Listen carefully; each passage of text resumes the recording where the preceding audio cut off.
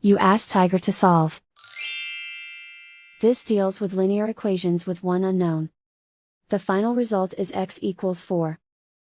Let's solve it step by step. Simplify the expression. Expand the parentheses. Simplify the arithmetic. Expand the parentheses. Simplify the arithmetic.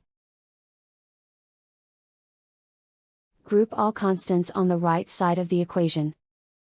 Subtract 20 from both sides. Simplify the arithmetic.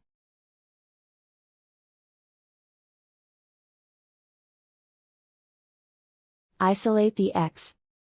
Divide both sides by 5.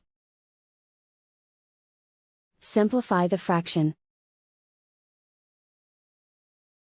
Find the greatest common factor of the numerator and denominator. Factor out and cancel the greatest common factor.